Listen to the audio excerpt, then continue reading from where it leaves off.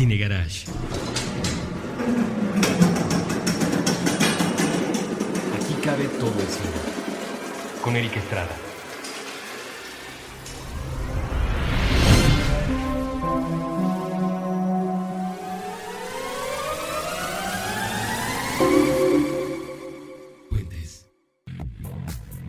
Muy buenas, con un fondo que a lo mejor no alcanzan a escuchar, porque nuestro productor Aldo, que está encargado hoy de los controles de la cabina Estrella de la Muerte, puede llegar a apagar. Se escuchan unos niños jugando allá atrás, que seguramente en algún futuro van a estar entrando al cine en algún momento de su vida para ver alguna película. Y es justo de lo que estamos queriendo hablar hoy.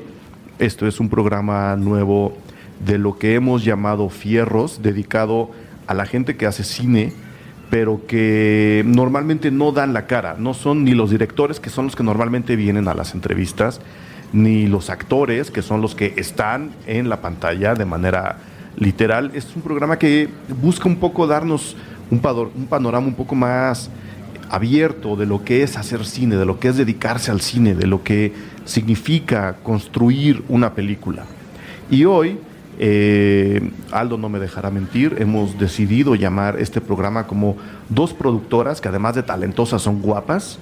Nos acompañan Mayra Espinosa Castro e Ileana Reyes, que desde ahora están construyendo películas para que los niños que nosotros escuchamos en el fondo de esta calle puedan ver en un futuro no muy lejano. Entonces, quiero agradecer de manera muy, muy cálida y muy real y muy sincera a Ileana Reyes, productora, y a Mayra Espinosa Castro, productora, por haber aceptado la invitación para venir a platicar con Cine Garage en Puentes. ¿Cómo están, chicas? No, hombre, muchas gracias a ti, Eric. Gracias a ti por la invitación. Exacto.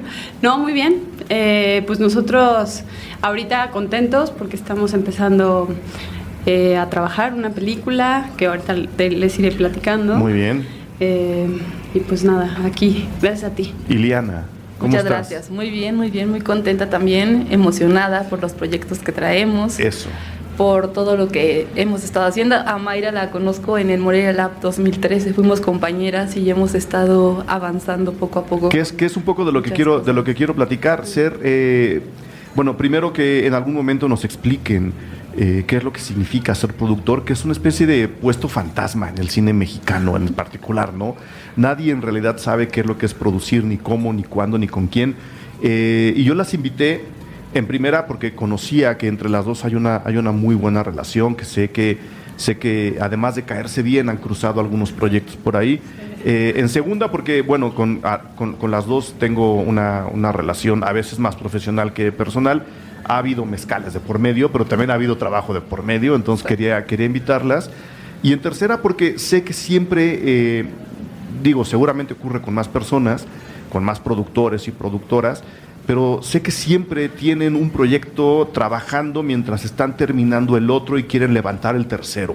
Son dos chicas muy trabajadoras, y un poco también por eso las invité a que platicaran con nuestro público sobre lo que es y cómo es producir cine en México. Y mi primera pregunta sería para cualquiera de las dos, tomando en cuenta que, bueno, la entrega de los Óscares fue ayer, este programa se está grabando un lunes en una preprimavera muy calurosa en México a finales de febrero, pero hubo ahí algunos discursos sobre apertura, sobre igualdad de mujeres, sobre cómo cuesta mucho trabajo hacer cine. Si cuesta trabajo hacer cine en Hollywood, imagínense cómo cuesta trabajo hacer cine en México.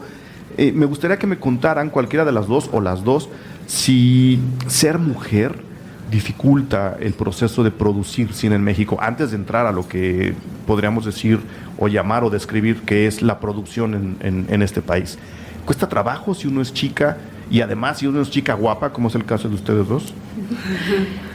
Pues gracias por lo de Mira, yo por ejemplo no me he topado con ningún tipo de problema en ese sentido, pues.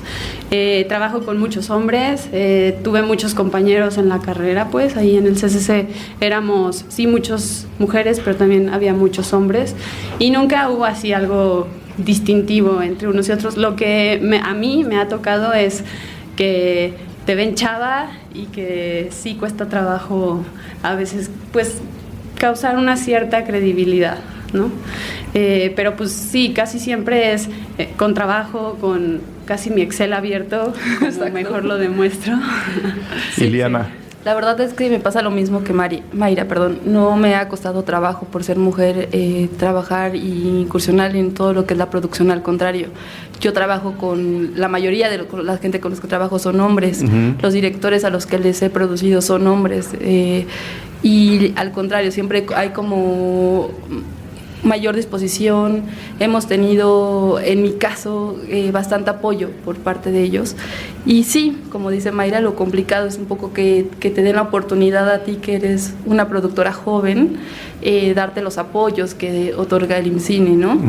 Pero creo que fuera de eso, ven tu trabajo, ven las capacidades que tú tienes y eso es lo que te recomienda y lo que te va abriendo las puertas. Entonces, sí, más que nada como darle durísimo. Yo, para mí, ha sido estar en una constante demostración de que puedo, de que ahí está, ¿no? De que lo hacemos y pues no parar, o sea, y también siempre preguntar, ¿no?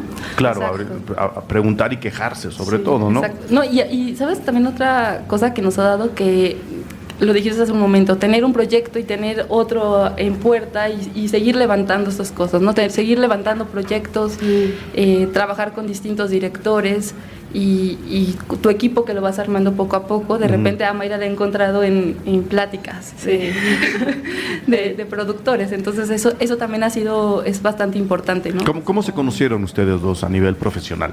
En el Morelia Lab. Sí, exacto. Estuvimos seleccionadas, yo con Yamaha 300. Y yo con Esos tiempos, estos días, de ópera prima de Mario Guerrero. El Morelia funciona de esta manera: uno presenta un proyecto que puede desarrollarse en el futuro, exacto, en papel, sí, y el Festival de Morelia decide si tú puedes llegar a presentarlo en un conjunto de reuniones que se hacen durante el festival, sí, fuera de las proyecciones, fuera de las, digamos que fuera del oropel. Sí. No, ustedes están, o estuvieron, o estarán, o les gusta estar, eso ya me lo dirán ustedes. Como nos va a tocar el resto de la vida. Encerrados en un cuartito ahí en el hotel con muy buena comida, la verdad. Sí. Hasta eso sí. Platicando de lo que quieren hacer y con quién lo quieren hacer, y ahí se arreglan algunos acuerdos, se cierran algunos tratos para poder avanzar en el proyecto. ¿Estamos? Sí, y gran parte de formación. Morelia Lab es mucha formación y pláticas con productores que han tenido películas taquilleras, como películas que ahora son más de culto, de todo tipo de pláticas tuvimos, ¿no? Pichábamos nuestros proyectos unos con otros, era un enriquecimiento todo el tiempo. Sí, ahí empezamos, creo que, bueno, ahí nos conocimos y ya posteriormente, pues en el IMCINE, en las convocatorias, haciendo las entregas de todo lo que son estos carpetas para poder estar en algún proyecto, en las pláticas de Ficine, que nos dieron como en esto lo que es el 189, entonces ahí nos hemos visto. Sí, que ahora iremos para allá, porque un poco la idea es que le cuenten a la gente qué es, o sea, o cómo se levanta una película desde el punto de vista de dos productoras exitosas, ¿no? Que cada una por su lado y con diferentes equipos han conseguido premios o arreglos muy importantes, incluso a nivel nacional, o sea, que en los que el cine mexicano podría sentirse orgulloso e incluso de vanguardia de haber conseguido. Cada una de ustedes dos, Mayra e Iliana, han impulsado en su frontera los márgenes del cine mexicano. Entonces, eso me gustaría irlo describiendo poco a poco. De entrada, y habiéndonos explicado un poco quiénes son, bueno, Mayra acaba de salir del CCC. Nos decía hace ratito, todavía no estás titulada, pero ya terminaste la carrera de producción cinematográfica, sí, en el CCC. En el Centro de Capacitación Cinematográfica. Sí, es corta y es un balazo tras otro. Me fue bien, estoy agradecida con todos los contactos que te da el CCC y todos los profesores que nos pusieron siempre, pero me hace falta titularme y bueno, ahí mi asesora de tesis es Laura Imperiale, que ahorita no he tenido chance de trabajar, pero bueno, Laura es mi asesora, ella al final dirá qué tal me va. ¿Qué se necesita para titularse en el CCC como productora? Pues me titularé con un proyecto de largometraje. ¿Dentro de la escuela? Sí, completamente. La idea original fue que durante la carrera, o por lo menos el último año, estuviéramos desarrollándolo, trabajar nosotros, sin ayuda de ninguna ni nada, el plan de rodaje, nuestro propio presupuesto, por supuesto, el breakdown, todo hacerlo nosotros, y una vez completando nuestra carpeta, como si yo la quisiera presentar al Fidecine tal cual, así la tengo que presentar al CCC. O sea que ya la ellos tienes, ¿no? evaluarán. De hecho, sí, acabo de ir a la escuela a decirles, oigan, ¿me dejan titular con otro proyecto? Porque Uno en el que estoy trabajando ya de manera profesional. y que estoy por entrar a preproducción oficial y todo esto, y al parecer me darán chance, entonces ya casi los puedo invitar a mi examen profesional. Muy bien, todos los que nos escuchan están invitados, entonces Sí. vamos a la proyección en el Auditorio Nacional. Ándale, sí, me encantaría. Porque no nos oyen 4, nos oye mucha gente. Ah, qué bien, muy bien, padrísimo, sí. Y del otro lado, como ya les había dicho, está Ileana Reyes, productora autodidacta. Para la gente que, a ver, luego, especialmente a estas alturas del siglo XXI, la gente cree que el autodidacta es simplemente aquel que no estudia. No. Y es todo lo contrario. Es alguien que estudia por su cuenta, lo cual complica las cosas de una manera distinta, como ocurre en la escuela. No estoy diciendo que sea ni mejor ni peor, simplemente es distinta y sí se tiene que estudiar. O sea, ser autodidacta, y se los dice un autodidacta de corazón, implica también pasar por un filtro todos los conocimientos y todo lo que se puede llegar a hacer para elegir otras cosas y a partir de ahí construir una carrera o incluso una academia propia. Ileana, ¿cómo llega a ser productora alguien que se autodefine como autodidacta?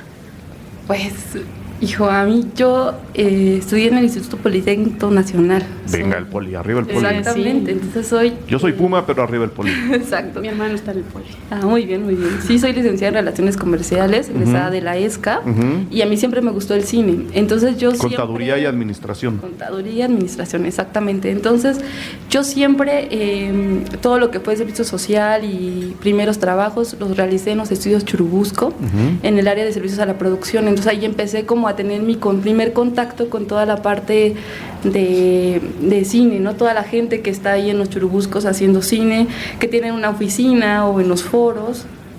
Y yo ahí conocí a Roberto Fiesco, que es con la persona que trabajo y con la que empecé a trabajar realmente en esta parte de la producción. Todo el mundo tiene un defecto en esta vida. En el caso de Ileana es Roberto Fiesco.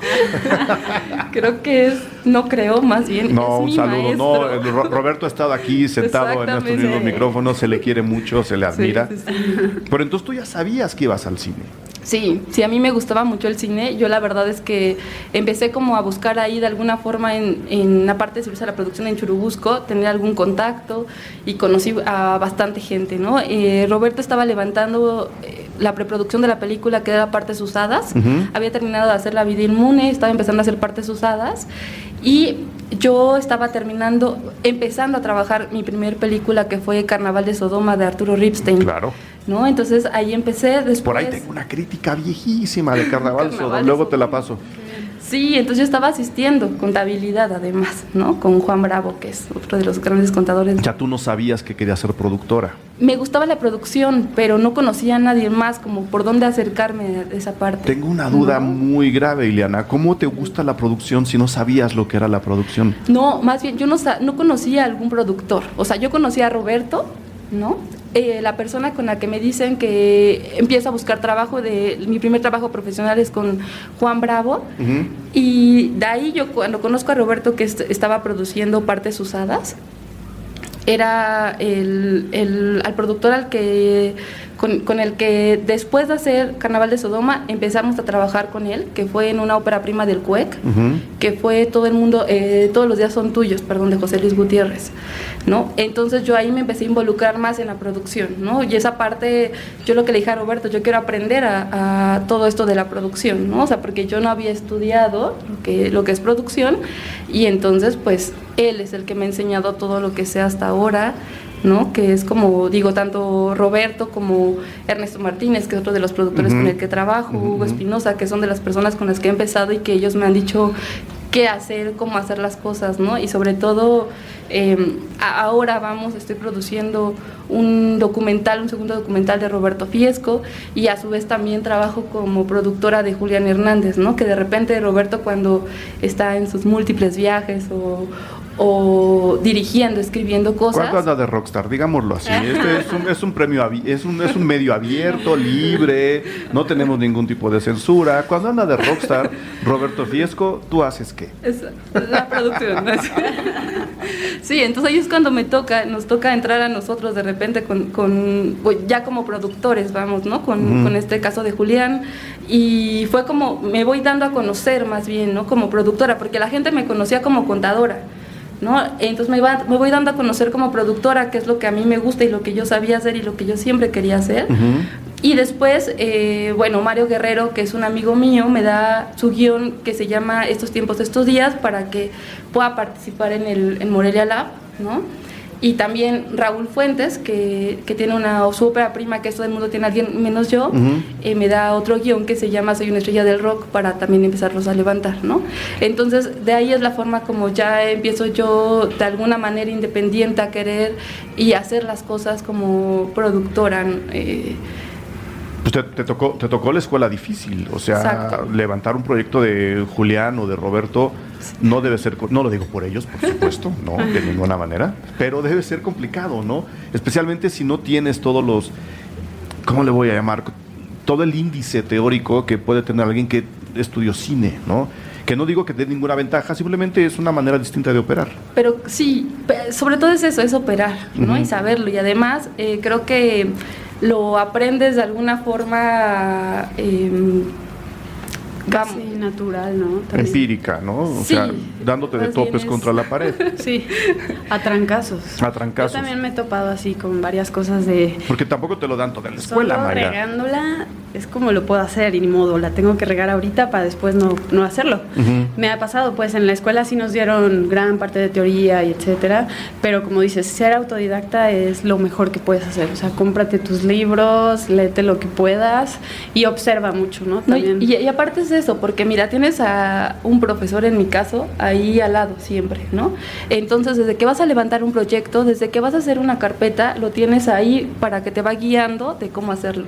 Entonces, yo en mi caso, por ejemplo, carpetas, hijo, he levantado... Es toda una carrera el carpetismo. Sí, ya de repente es como, por ejemplo, las carpetas de cortometraje, o sea, que te las sabes de memoria, ¿no? Que cada año lo que va cambiando nada más del IMCINE es algún punto en especial, pero vamos, eso es siempre como ir viéndolo, sabes, hacer los presupuestos, ¿no? Sí. Que todos los presupuestos siempre son a ver, entonces vamos con calma, porque ya me voy. Las productoras se ve o ya creo que las Exacto. o los productores deben tener la cabeza partida en 20 trozos diferentes.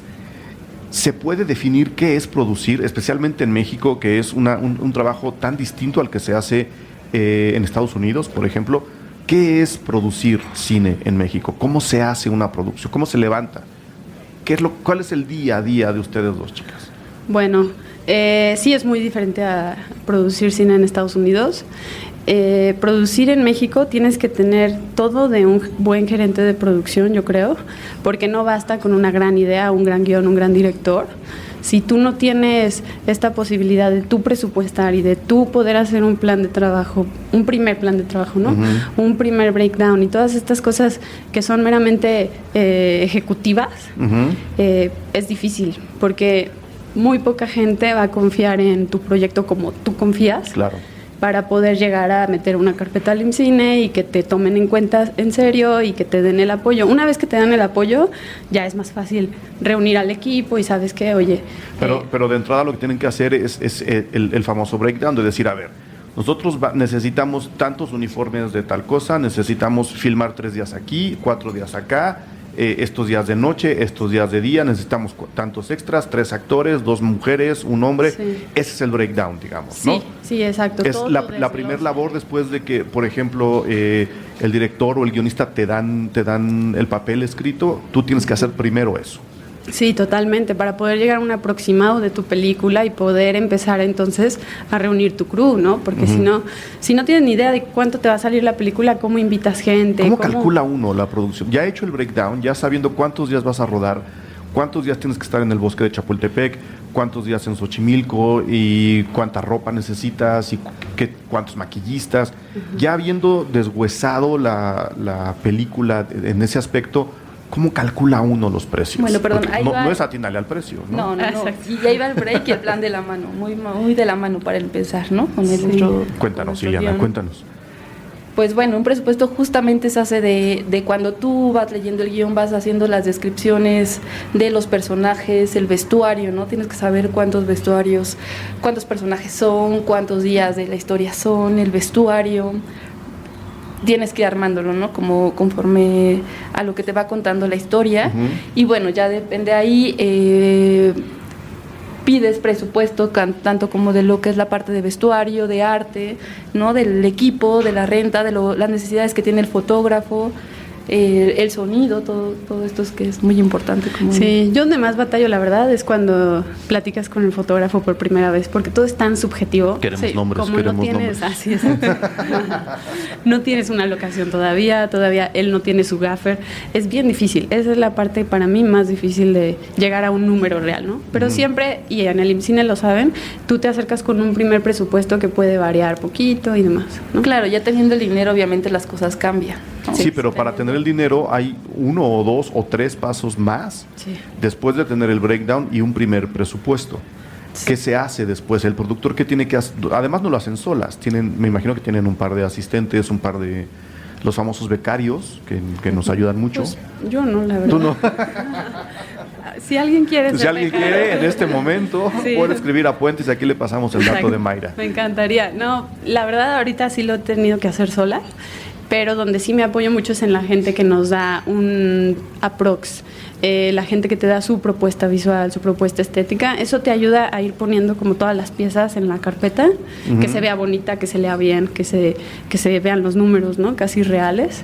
Exacto. Y eso es lo que la va armando, ¿no? Sí, tú cuando tienes un guión, dependiendo del guión es un poco, es el costo, vamos, de la película, ¿no? El guión de repente es el plan de trabajo, los días, ¿no? Que las necesidades del director, las necesidades del fotógrafo, del diseñador de arte, de vestuario. Y Todo entonces eso tienes que apuntarlo por exactamente, separado. todo eso se va anotando por separado, se hace un presupuesto, vamos, de cada departamento, ¿no? Dependiendo, como dice Mayra, es muy subjetivo, pero tú vas viendo las necesidades y sabes un poco, cuando trabajas ya con ciertas personas, sabes lo que va a pedir. Con los directores, cuando los conoces, sabes que hay directores que dicen siempre va a haber dolly, ¿no? Que siempre va a tener ciertas cosas, entonces... Estás hablando de Julián Hernández. Exactamente. Sí, que los vas conociendo y que ya sabes qué es lo que quieren, que ya sabes en dónde tienes que tener un poco de colchoncito, ¿no? Porque ya sabes, cuando son noches, a lo mejor que es un poco más costoso, las alimentaciones. Porque hay que cuando- pagar extra, digamos, ¿no? O sea, Exactamente. que es lo que... Ahí es donde me gustaría que nos dieran detalles para que la gente que nos escucha pueda de repente hacer un mapa más conciso. Cuando uno filma de noche es más caro. Cuando uno filma de noche, tienes que llevar, obviamente, para que la producción sea más ágil, más gente de staff, ¿no? Las luces, obviamente. Entonces, eso implica un costo mayor. El tiempo que es de filmación es menor que si fuera de día. Entonces, obviamente, también el transportarlos. De repente, si tú trabajas terminas en la madrugada, tendrás que llevar a tus actores y a toda la gente a sus casas o a un punto determinado donde dejaron el carro, ¿no? Entonces sí se incrementan los costos en un rodaje nocturno, pero bueno, todo eso tú vas calculándolo desde que estás haciendo el presupuesto, ¿no? Es desde de la alimentación, que también es muy importante, ¿no? Tener la alimentación. Las horas triples en los sindicatos, por ejemplo. Uy, ahorita nos Todo un cuentan de tema. los sindicatos. Sí. Porque la cara de Mayra no fue nada alentadora. Para Digo, mí- nada en contra de los sindicatos, No. al contrario, pero son maneras de trabajar completamente diferentes, ¿no? Sí. Tenemos que hacer una primera pausa en el programa y luego me gustaría que nos llevaran al siguiente paso, ¿no? Tenemos ya el presupuesto, ya saben con qué director trabajar, que me imagino, por eso es común que los directores escojan casi siempre a sus mismos productores, por lo que nos decías tú, Iliana, o sea, ya sabes qué te va a pedir Julián, o en el caso, yo conozco a Mayra habiendo trabajado con Jorge Michel Grau, ya sabes por dónde puede caminar o en dónde le empieza a comenzar sus rodajes. Sí, sabes dónde le gustan las cosas. Por ejemplo, sabes de lo que podría prescindir, pero de lo que de veras no. Eso sí. Ese tipo de cosas. Entonces ya estamos en ese segundo escalón de la producción. Después de venir del corte, me gustaría que nos dijeran qué viene después para llegar finalmente a a la muy atractiva pero espantosa carpeta de presentación. Todavía no llegamos ahí, ¿verdad? No. Ok, vamos a hacer la primera pausa y ahora volvemos.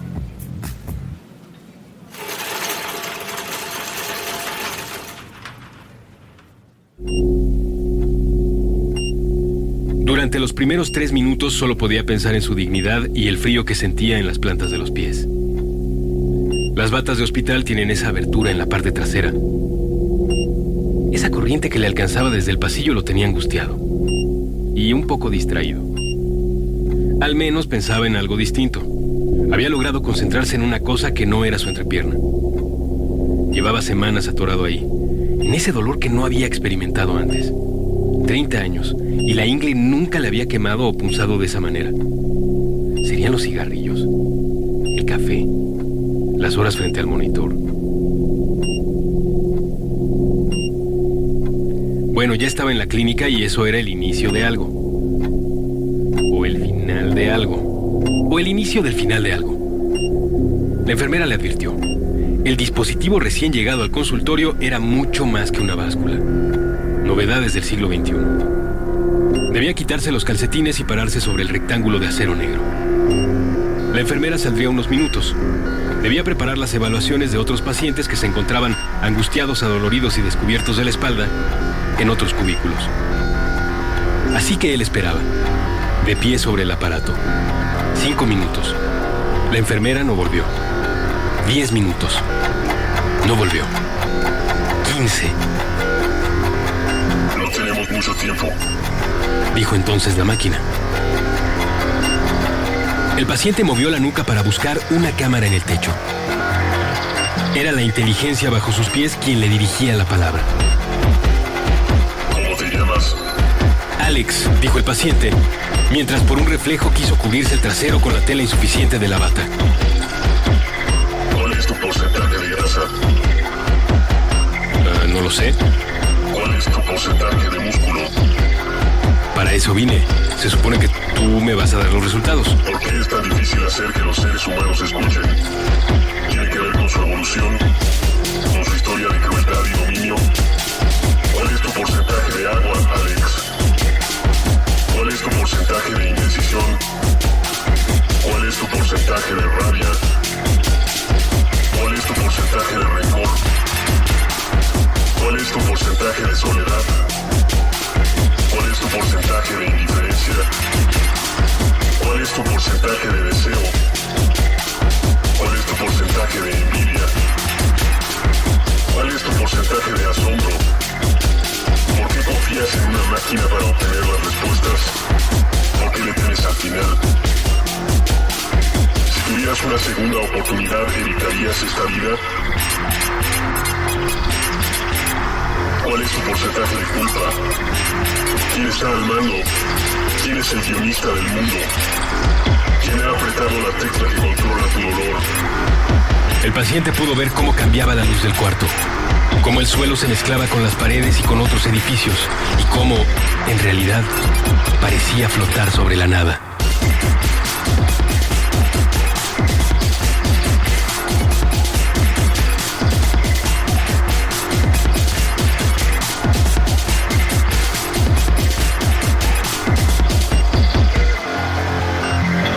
Quizás solo era un efecto de ese aire frío que doblaba por el pasillo y le llegaba helado por la espalda mientras él se quedaba allí, hincado sobre el rectángulo de acero negro.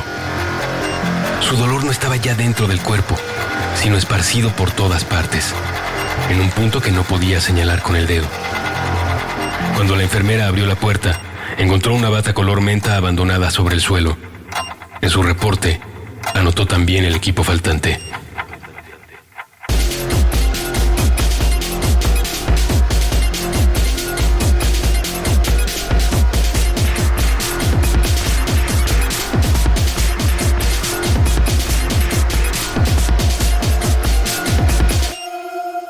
Puentes, un diminuto porcentaje del todo.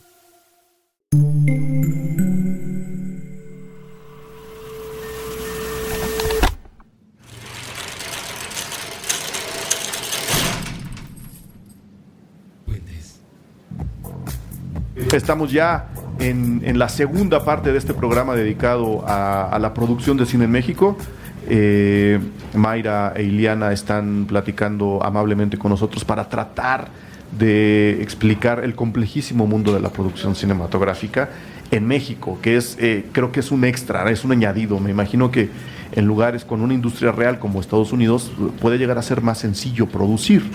No sé si estoy mintiendo o exagerando. Yo no sé, pues mira, yo de lo que he leído, en Estados Unidos, pues sí es como que cuentas con más gente, cuentas con más dinero, las cosas funcionan desde el desarrollo, ya tienen lana. Es en gran parte los formatos de estudio, ¿no?, que hasta los productores independientes adoptan, que nosotros aquí en México la mayoría somos productores independientes, nuestra casa productora, aplicamos al IMCINE y todos dependemos de los fondos que nos da el Estado. Allá la industria funciona mucho de dinero privado. Sí, y entonces si tú tienes un buen guión, un buen director, una buena historia, es muy probable que confíen en ti y te den una lana así, dinero duro, ¿no?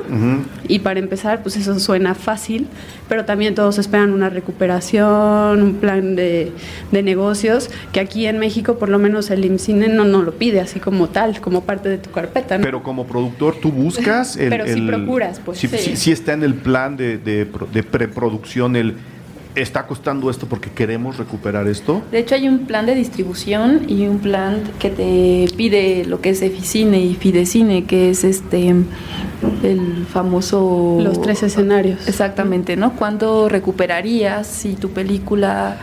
¿no? O sea, ¿cuánto recuperarías? Y si no recuperarías, pues como no recuerdo cómo se llama. Pues el plan de distribución, ¿no? Y comercialización. De comercialización, más bien. Que te dicen, pues con tantas copias saldrías, ¿cuál es tu escenario? ¿El peor?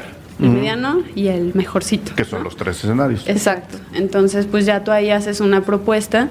Claro que si la película no recupera, pues aquí nadie te va a venir a cobrar, embargar la casa, ¿no? Y en Estados Unidos, pues seguramente sí. Entonces, ¿es más fácil o más difícil producir en México? Creo que la competencia es mucha y creo que eso lo vuelve muy, muy difícil. Porque uno como productor depende de un presupuesto ya asignado al IMCINE y cada uno tiene que pedir su pedazo. Sí. Aquí la forma está en que el IMCINE tiene muchos apoyos, es lo que es Foprocine, Fidecine y Eficine. Creo que desafortunadamente los apoyos no son suficientes y entonces viene la parte complicada, que es empezar a producirlo de manera muy independiente, ¿no? Entonces son con los propios recursos de cada uno, de los productores, de los directores y de estas personas que queremos levantar el proyecto, que estamos involucrados realmente en querer levantar el guión, el proyecto de que este director vuelva a filmar, de hacer nuestros propios proyectos, ¿no? Porque estos proyectos que da el IMCINE, estos apoyos, son solamente una vez al año. Entonces no podríamos estar parados todo un año completo esperando que salga la siguiente convocatoria y a ver si ganamos o no ganamos. Es por eso que todo el proceso que estamos describiendo, ustedes no presentan un proyecto a la vez, presentan 4, 5 o 6 proyectos a la vez. Literalmente a ver cuántos pegan, ¿no? Sí, totalmente. De hecho, nosotros también por eso procuramos tener así el proyecto, ¿no? Tu portafolio de proyectos, procurar que si uno no pega, debe ser por alguna razón, tal vez el guión se necesita retrabajar. Bueno, entonces seguirle dando con el otro que tenemos en el otro camino. Y meter, por ejemplo, a lo mejor, nosotros ahorita tenemos un proyecto en desarrollo que se llama Nadie Sabrá Nunca, que es de Jesús Torres. Y a la vez estamos ahorita levantando otro proyecto, ¿no? Que de alguna forma independiente, que se llama Anadina, de Raúl Fuentes, y este proyecto lo estamos haciendo a través de Fondeadora. Entonces es alguna otra manera como de poder levantarlos, ¿no? Que son, Fondeadora, hasta donde tengo entendido, son micromecenazgos, ¿no? Sí. O sea, es como pedirle dinero a la gente. Exactamente, alguna donación, una aportación, no es más bien una aportación para poder realizar estos proyectos. Y es lo que queremos hacer en el caso de Anadina, hacerlo a través de Fondeadora y de alguna gente que quieren invertir como coproductores, ¿no?, para el proyecto. Pero también estamos trabajando ahorita con un proyecto que se llama Asfixia, de Kenia Márquez, que también ganamos Fidecine. Mira, a ella sí la saludamos, por ejemplo. Sí, a ella sí la saludamos. Sí, que estamos ahorita, este proyecto se ganó Fidecine y vamos a aplicar a Eficine, que sería como un complemento para poder levantar y hacer Sí, consolidarnos. consolidar el presupuesto y poder obtener los dos recursos. Antes de llegar a esos recursos extras, estábamos construyendo la carpeta, ¿no? O sea, ya adelantamos. no, está perfecto. Es como un poco para ver hacia dónde estamos apuntando. Estamos apuntando a muchos lados, que es un poco el estigma de la producción en México, ¿no? O sea, tienes que juntar dinero de tantos lados que tienes que hacer probablemente este proceso varias veces. Ya tenemos un primer estimado de lo que va a costar la película. Ya sabemos con quién vamos a trabajar. Ya bajamos los costos lo más posible. Me imagino que eso también está dentro de los planes. ¿Qué es lo que seguiría para presentarle una película a alguien? Ya sea a un crowdfunding, a un micromecenazgo o directamente hacia fabricar la carpeta que se le presenta al IMCINE, que ahorita nos explican qué es eso, porque hay mucha gente que no tiene idea. ¿Qué es lo que seguiría, ya que tienen un primer aproximado de lo que cuesta la película? Mi película cuesta 100. ¿Qué sigue? ¿Sí? Bueno, está bien. No le quería robar la palabra a Ileana. ¡Qué miedo! No, pues es que está cañón. Sí, mira, yo, por ejemplo, mi siguiente paso sería ya sumarme a alguien de diseño que haga la carpeta todavía más atractiva, porque si la carpeta tiene que ser atractiva en números, después tiene que ser atractiva, ahora sí, artísticamente. A la vista, ¿no? porque Sí. alguien la va a revisar en papel. Sí, y van a leer el guión, si hacen bien su tarea, los jurados, ¿verdad? Van a leer el guión, van a ver una historia, pero si tampoco es muy vistosa, pues a lo mucho pueden llegar a imaginárselo, ¿no? Uh-huh. Y ya si tú se los dibujas, se los ilustras, pues es completamente más enriquecedor.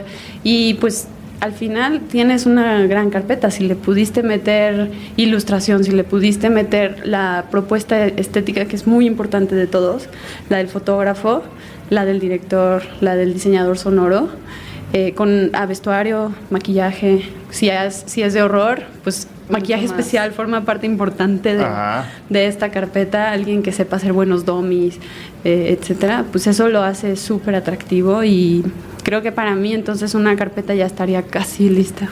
Yo sí me voy un poco más a que sí es importante que tengas un buen guión. El guión es muy importante, que tu guión esté muy amarrado con tu plan de trabajo y con tu presupuesto. Creo que son de las partes más importantes teniéndolo.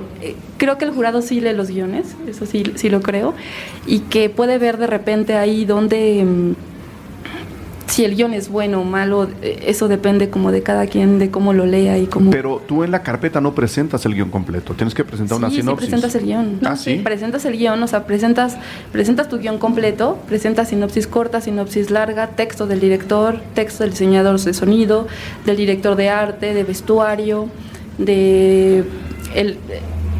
Todos los maquillaje, diseñadores. exactamente. Entonces, creo que todo eso va a partir de un guión. Si tienes un buen guión, al momento de que todas estas personas lo leen, sus textos, obviamente, aparte de la plática que hay entre cada uno de ellos y el director, los textos creo que son ahí lo principal, vamos, que el Se jurado lo complementan. puede leer, Ok. exacto, y saben cómo va a ser la historia, ¿no? Cuando leen el texto del diseñador y ya saben cómo va, hacia dónde va, cómo es esa parte del trabajo, el diseño, cómo va a ser el sonido. En algunas películas eso es muy importante, ¿no? El diseño sonoro, el arte. Entonces ahí entramos un poco con el diseño, con algún dibujo o algunas referencias visuales de cómo sería el arte de la película, el vestuario, el maquillaje. Entonces creo que es lo que va complementando tu carpeta.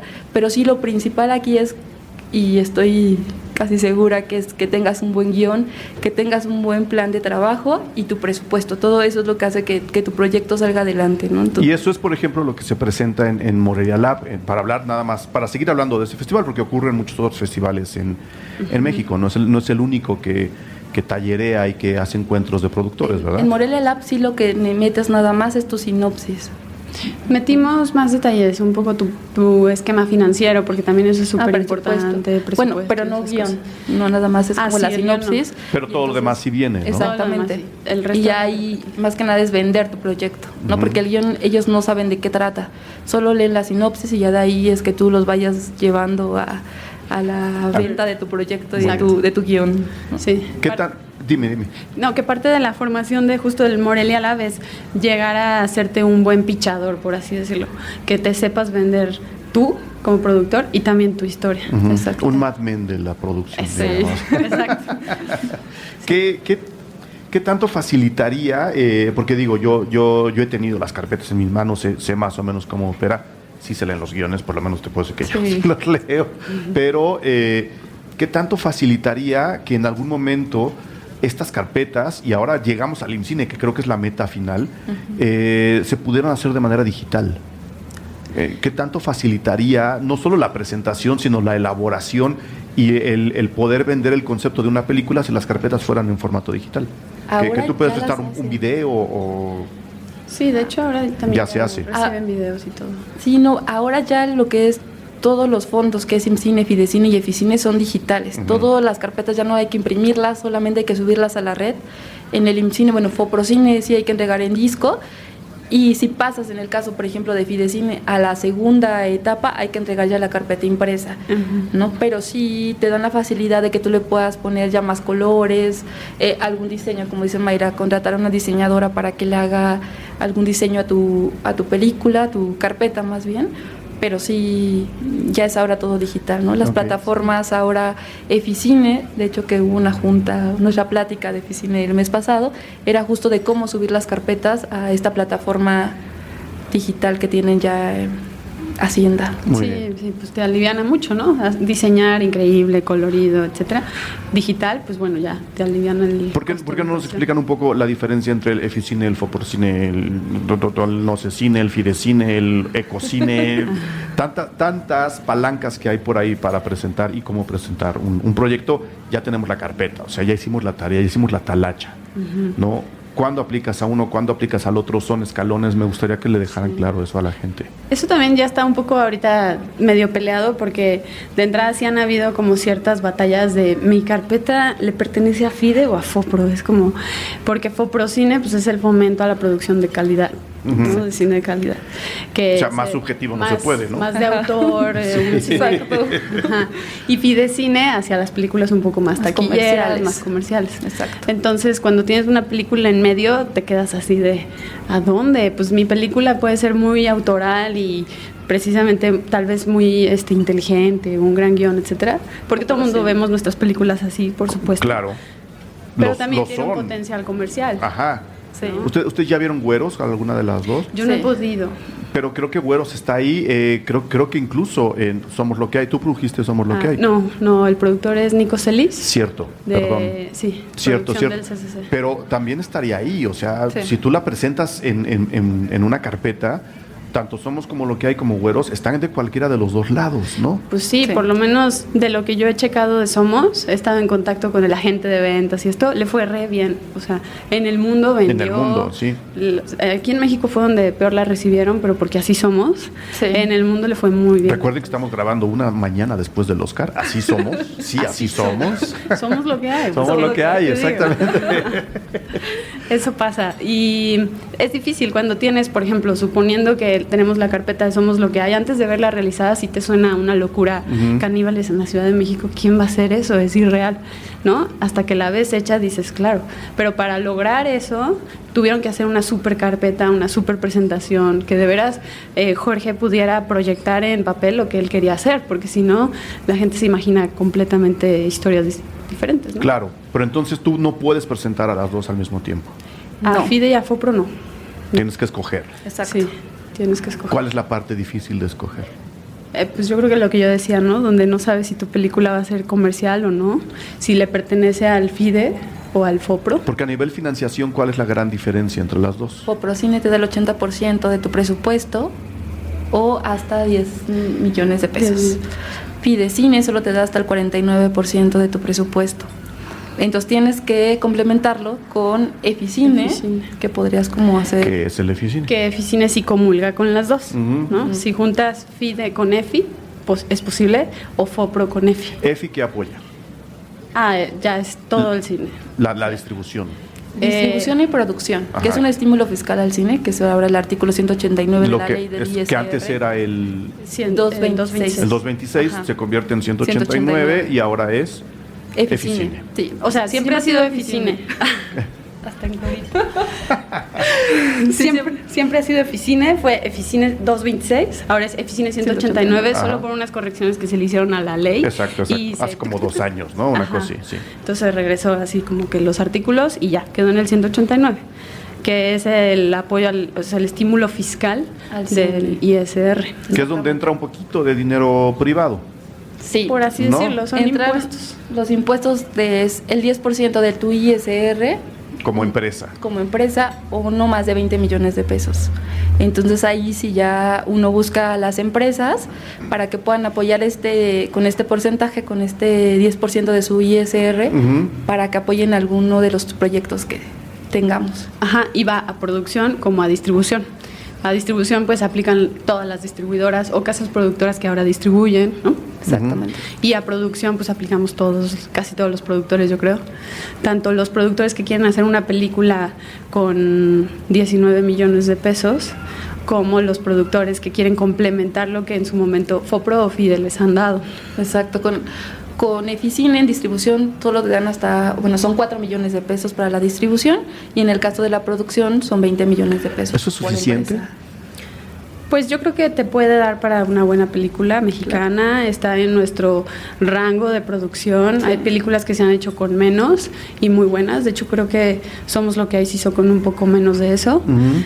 Claro, es apoyo del CCC y los alumnos participaron casi gratis y así. Y digo, perdón, es hasta, porque obviamente hay películas que tú pides solamente 6 millones de pesos, o el complemento, vamos, lo que te falta para poder terminar tu Pero el jurado te película. puede dar más ¿No? si quiere, ¿no? No, porque si tu presupuesto obviamente ya está consolidado, ya tienes algún otro apoyo que es Foprocine o Fidecine, y solo te necesitas un porcentaje, vamos, para terminar de cerrar tu presupuesto, es lo que tú andas buscando y es lo que pides tú a Eficine. Sí, como que nunca se da que te dan más de lo que pides, sino al revés, te dan Te pueden menos, dar de, menos lo de lo que que pides, pides. porque depende del año fiscal y de cómo está en ese momento el fondo, ¿no? Claro, para saber cuánto dinero hay y cuánto se le da a cada quien. Exacto. ¿Cuánto se puede reunir de estos apoyos a los que uno presenta el proyecto en el IMCINE, que es donde está llegando la carpeta que queremos armar desde el principio del programa? Ya está armada, creo que ya se entendió, ya sabemos a dónde va, se pide uno o el otro apoyo y se complementa con el tercero. ¿Cuánto sería lo máximo que todas estas sumas y estimaciones nos puede dar para producir una película que se pueda ver en México? Es decir, que se vea, que se escucha, que se le pague a los actores, a los técnicos. ¿Con cuánto dinero se cuenta? Pues para empezar no puedes pasar del 80% de tu presupuesto De lo que te da el de INCINE. fondos, De fondos. estatales, así Sí, de lo exacto. que sea. Hasta si vas a Conaculta y pides un apoyo extraoficial o extraordinario, tiene que sumar ese porcentaje de fondos estatales y no sobrepasar el 80%. Entonces, De tu total. Del total, exactamente. Sí. El otro 20% lo tiene que poner el productor, en este caso como... O sea, no es que el Estado te pueda dar nada más 50 millones de pesos, es que si tu película cuesta 180, no te pueden dar más del 80% de esos 180 millones de pesos. Exacto. sí, O sea, el dinero sí existe, digamos. sí, Y a pesar de eso quieren recortar los gastos en cultura y apoyo al cine. exacto. Sí, está triste, pero cierto. ¿En qué momento entra uno en conflicto ético o moral, quiero decir más que el económico, al ver que hay gente como Guillermo del Toro o Alfonso Cuarón o ahora Alejandro González Iñárritu que tienen que irse fuera para conseguir el dinero que ellos necesitan para hacer sus películas? ¿Eso es bueno o malo para el cine mexicano? Pues yo creo que es bueno. Yo lo veo Sí. como algo muy bueno. Por lo menos creo que después de una cierta época el público mexicano ya cree en el cine hecho por mexicanos y van a ver las películas. Por lo menos Iñárritu, Del Toro y Cuarón suenan.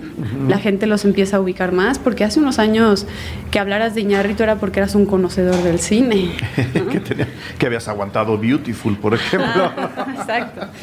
Que viste Amores Perros. Que viste Amores Perros. exacto. Pero no es de alguna manera un poco un puntapié al apoyo a la cultura en este país, que cineastas como ellos o gente como Lubezki tengan que estar afuera porque aquí simplemente no habrían hecho lo que están haciendo. No les ayuda a ustedes como a replantear su posición como productores, incluso para hacer más de lo que se está haciendo ahora? ¿Les gustaría que hubiera más dinero para producir? Sí, Sí, pues sí, claro. Yo creo que también diferentes maneras de producir, ¿no? O sea, que creyeran los bancos, los préstamos o la gente que tiene el dinero duro en los productores, en los cineastas. Sí, sobre todo también que la gente apoye el cine mexicano. Realmente los mexicanos no vamos al cine. La gente no cree en los apoyos, no cree en el IMCINE, no cree en lo que se hace aquí en México, ¿no? Entonces, creo que de alguna forma que tengamos ya como personas que estén representando a México en el extranjero ayuda a que la gente, obviamente acá, crea que todos lo podemos hacer, ¿no? En las películas desafortunadamente se venden más en el extranjero que aquí en México. Que es un aquí caso, en México no las ven. es lo que pasa curiosamente con dos directores con los que ustedes ahora trabajan, con Jorge Michel Grau, ¿no? Que tiene proyectos muy importantes fuera de México y donde en México simplemente la gente pues, no lo ha querido voltear a ver. Yo no sé si lo rechaza, simplemente no lo han querido voltear a ver. Y un poco lo que pasa con Julián Hernández, ¿no? Que sus películas le dan la vuelta al mundo en festivales y tienen premios y tienen menciones, y en México simplemente no se estrenan sus películas. Sí, cuesta más trabajo que la gente las pueda ver, pero fuera es un poco en Europa, por ejemplo, las películas de Julián se han vendido bastante bien. Quebranto, que es un documental de Roberto Fiesco, ha dado vuelta ya casi a todo el mundo, ¿no? No, hasta vino aquí a platicar de la película, imagínate. Sí, la verdad es que se ha visto bastante, ha ganado muchos premios. Afortunadamente también han sido muchos premios nacionales, la gente lo ha visto. Ahorita está a la venta en DVD en Gandhi. Pueden escuchar el programa especial que hicimos aquí en Puentes. Exactamente, no, pero creo que es eso, creo que es un poco como que nosotros mismos veamos el cine que estamos haciendo, que invitemos a la gente a que vea el cine en México, a que hagamos de las distintas formas que hay de producir en México, se haga cada vez el cine con mayor calidad, que no nada más es producir por producir. Y no es hacer películas por hacer películas, ¿no? No es el hecho de que los directores tengan 3 películas en un año, ¿no? Sino que se tengan una película que esté bien hecha, que esté bien producida, que esté bien dirigida, que obviamente esto depende que sea un buen guión, ¿no? Que la gente realmente, que creo que Mayra y yo creo que nos tratamos de juntar con gente obviamente que sabe, y gente claro, que tú tienes ese interés obviamente de trabajar con ciertos directores de arte, diseñadores de sonido, porque quieres que tu película sea y esté bien hecha, esté bien producida, que obviamente que tu director tenga todo lo necesario para que estas películas se puedan hacer bien y que la gente las vea, y que no son el presupuesto que todo mundo quisiéramos a lo mejor, y eso lo vemos en los salarios que se les paga a la gente, pero creo que lo que se ve y la factura que se entrega cuando vas al cine y entregas los proyectos, eso es lo más importante, cómo la gente los puede ver en el extranjero y son apreciados en el extranjero, aunque aquí en México cuestan un poco más de trabajo, sí, ¿no? porque a final de cuentas las películas son un reflejo de nuestra cultura, de nuestro presente, de lo que estamos viviendo y de la historia que estamos construyendo. Sí. Un poco la idea, bueno, desde que Joaquín Hernández, a quien ustedes conocieron bien, y yo fundamos Cine Garage, era demostrarle a la gente que hacer películas, ver películas y consumir películas hechas con nuestros impuestos es tan importante como tener hospitales y pavimentación decente en un país como este. Estamos al mismo nivel. Si los impuestos trabajan ahí, creo que están bien trabajados los impuestos, y espero que podamos platicar un poquito más de esto en la tercera parte de este programa. Tenemos que hacer un pequeño corte, pero ahora venimos con las exigencias al público. Perfecto.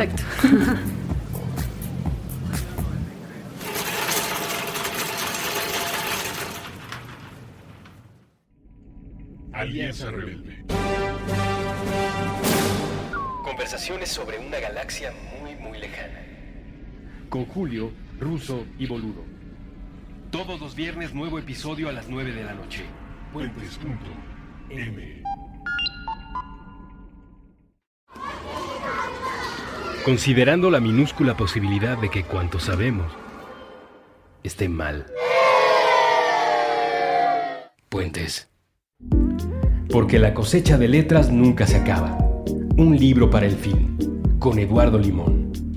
Todos los martes, nuevo episodio a las 10 de la mañana. Puentes.me.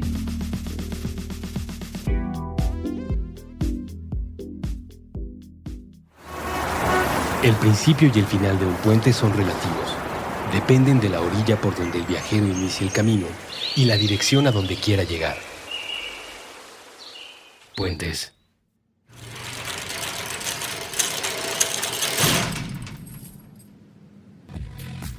Muy bien. En la tercera parte hablábamos de este programa, quiero decir, hablábamos de lo que es hacer cine en México y de lo que cuesta y de lo que podría llegar a tenerse, ¿no? Si tuviéramos una mejor y mayor distribución de los dineros en este país, no solo a nivel cine, sino a nivel calle, ¿no? Que los albañiles ganaran lo justo, que creo que no lo hacen, que los técnicos en el cine ganaran lo justo, que creo que no lo hacen, se les podría pagar más, y creo que ustedes están de acuerdo en eso. Sí. Ustedes mismas podrían ganar más dinero por el trabajo que hacen.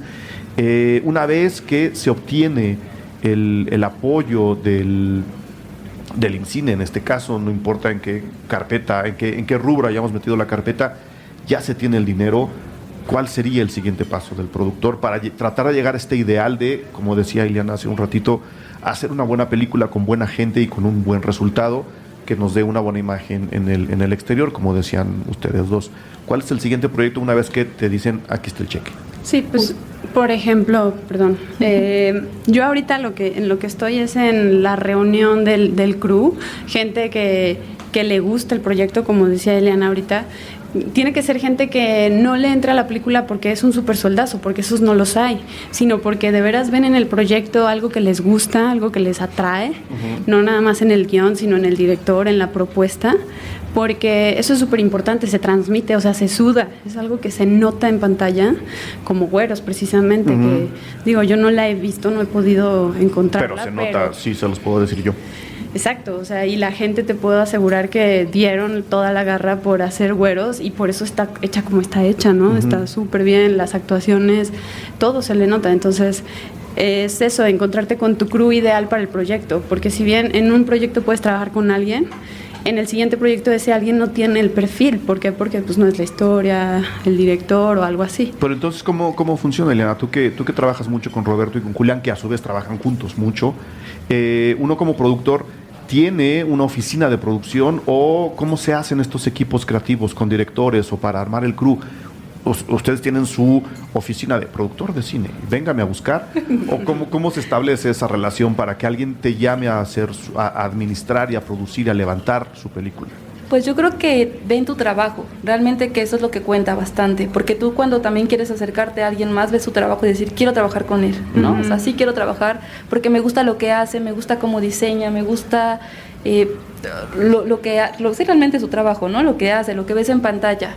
Entonces ya que te dan el apoyo, realmente es juntar ese crew, juntarte con todas estas personas que sabes que van a levantar tu proyecto y que lo van a hacer porque creen en el proyecto, porque creen en la persona que lo va a dirigir, porque creen en la persona que lo va a producir, y entonces se van armando como ese rompecabezas y vuelves de repente ya te das cuenta que es con las personas que tú quieres seguir trabajando, ¿no? Se van uniendo gente nueva cada vez, vas conociendo otro tipo de personas, porque todo esto, de eso se trata esto también, ¿no? De ir conociendo a gente nueva. Pero al final creo que tu proyecto es principalmente de la gente que cree en ellos, ¿no? Nosotros, es que tengo mi referente así muy claro, es Quebranto. En el documental de Quebranto nosotros aplicamos a Ópera Prima del CUEC, no ganó. Aplicamos a Foprocine, no ganó. Y empezamos a levantarlo nosotros, éramos 8 personas las que estábamos levantando el proyecto. ¿Cuántos años se tardaron? Recuérdame. Nos tardamos fácil 4 años haciendo lo que es Quebranto, que empezamos en el 2009, ¿no? Entonces después poco a poco se fue juntando a través de lo que es la becas, ¿no? Como a través de lo después fue IMCINE con Foprocine, luego fue la beca de ambulante, ¿no? Y entonces poco a poco, y la gente que estábamos ahí era porque creíamos en el proyecto, porque sabíamos y creíamos en Roberto, ¿no? Y además, pues digo, esto hizo con un presupuesto bastante pequeño y los resultados, creo que lo que se ven, yo lo veo tal vez de otra forma, los resultados yo veo un proyecto ahí que es un proyecto que quiero, que admiro, y es un proyecto que está hecho con mucho cariño y con mucho corazón de toda la gente que estaba ahí involucrada. Entonces, de ahí es como otra enseñanza de saber que los proyectos que tú quieres hacer y con los que quieres estar es con la gente que realmente vamos a apostar todo porque ese proyecto se haga, porque las cosas se hagan de la mejor manera. Y los resultados creo que siempre son buenos. No, se ve, yo creo que es un proyecto sólido y te digo, le dedicamos un programa entero aquí, ¿no? O sea, no. Ya no hablaré de no. Mayra, ¿hay un directorio, un índice de apoyos extras a los que acabamos de mencionar durante el programa? Que tú digas, ok, ya juntamos todo lo que podíamos juntar de este lado, ya nos dieron el 80% de manera ideal para nuestra película.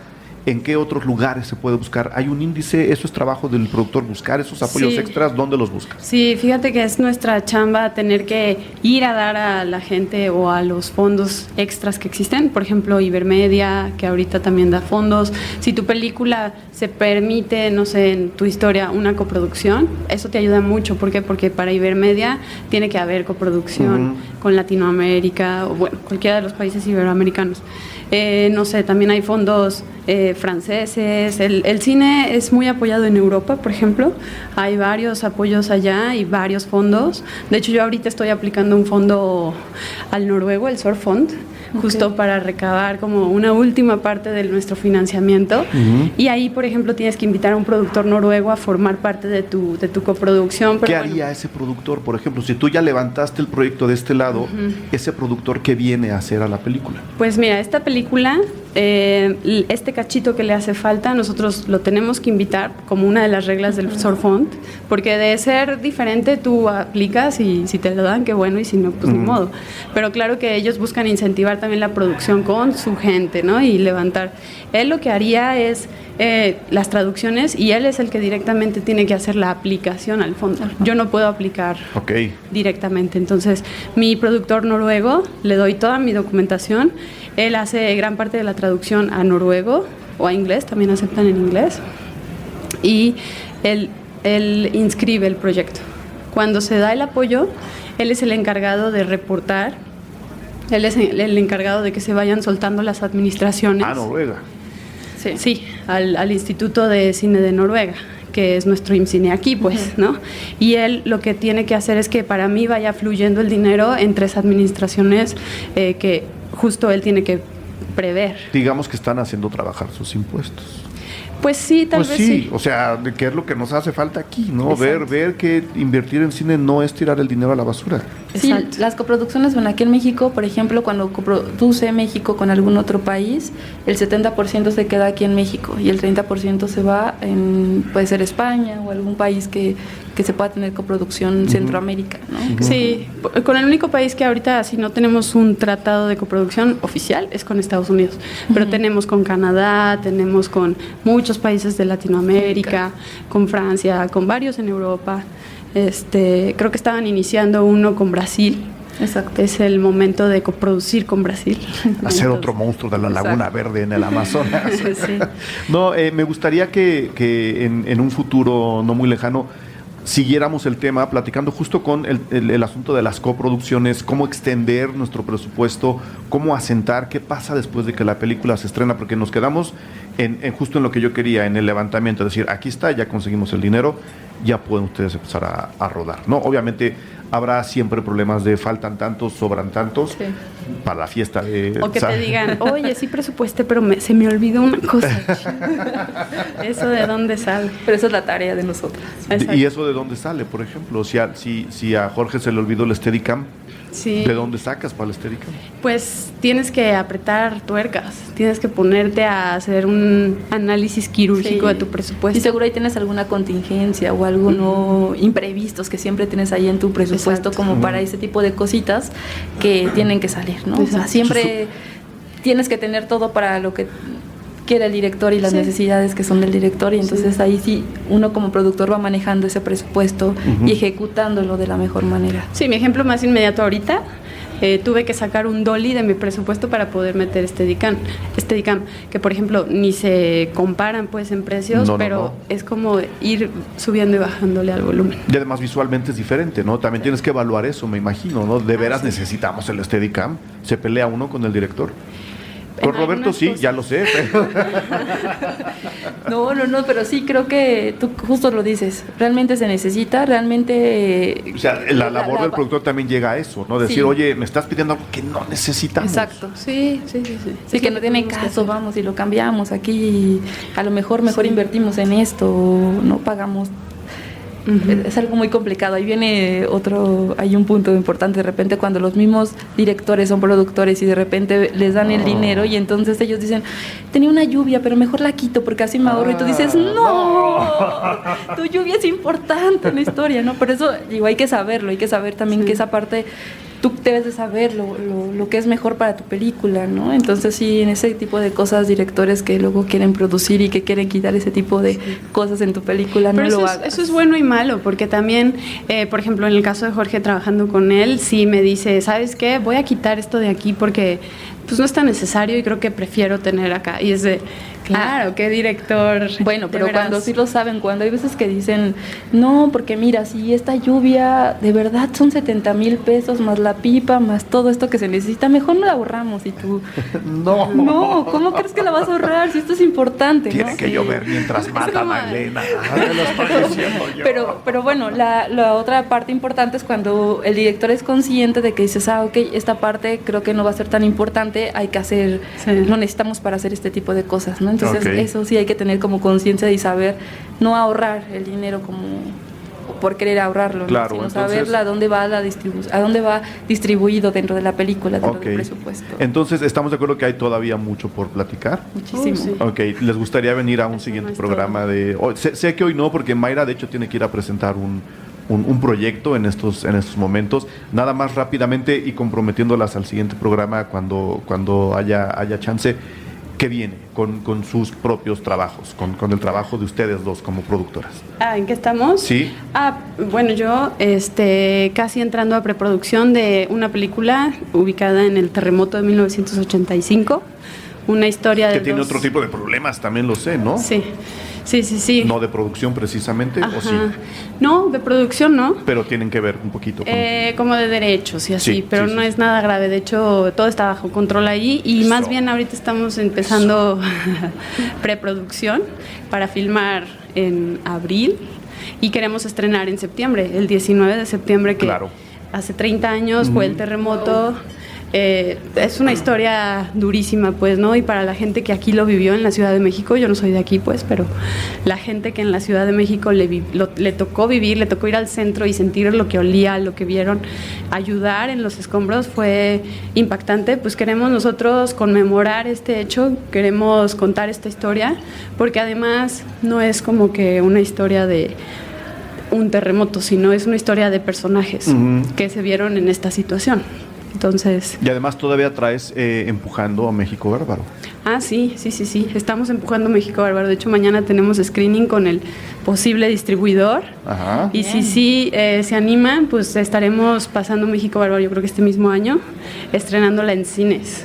Muy bien. Y pues más noticias después, porque una franquicia, queremos darle seguimiento a México Bárbaro. Wow. Tuvo una muy buena acogida por el público. El público de género es increíble. Estamos hablando de cine de terror, la gente que no sepa. De hecho, le vamos a dedicar un programa entero a México Bárbaro. Estaría al cual también quisiera invitarte, Mayra, a ver si puedes venir. Claro. Con algunos directores, vamos a ver cómo lo organizamos. Claro que sí, la etapa que más me gusta también de distribución, de lanzamiento, exhibición. Todo eso quiero que lo platiquemos después. Iliana, ¿a qué vas ahora después de haberte deshecho del lastre de quebranto que se ve que te pesó tanto, que te costó tanto trabajo, que ya no quieres hablar de él?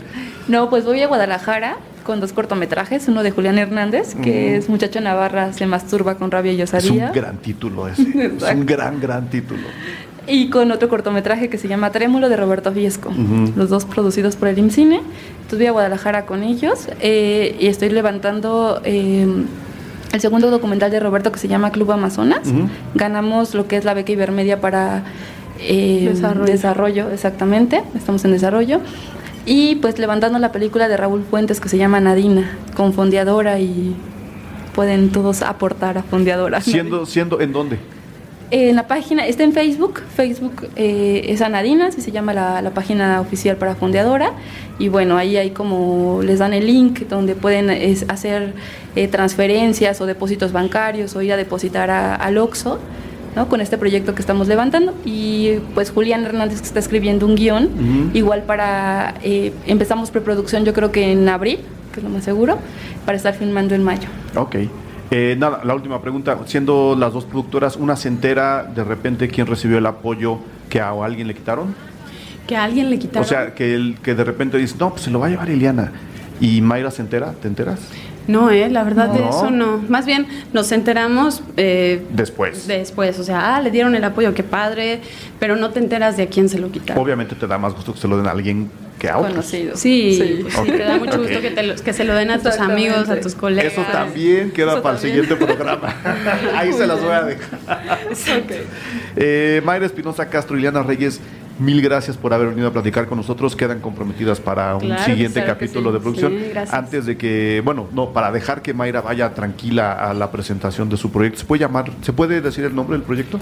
¿O no? Es 719, es este proyecto. Justo el del terremoto. Sí, que bueno, estoy cerrando una coproducción y tengo junta con mi coproductora. Aquí no muy cerca, pero no tan lejos, en 1 hora. Entonces tenemos que terminar este programa en este momento, señoras y señores. Mil gracias por escucharnos. gracias a ti. Chicas, mil gracias por haber venido. No, gracias, Eric. Nos vemos Muchas pronto. gracias. Nos vemos pronto en Puentes. Gracias. Gracias, Aldo. Cine Garage. Aquí cabe todo el cine. Con Eric Estrada.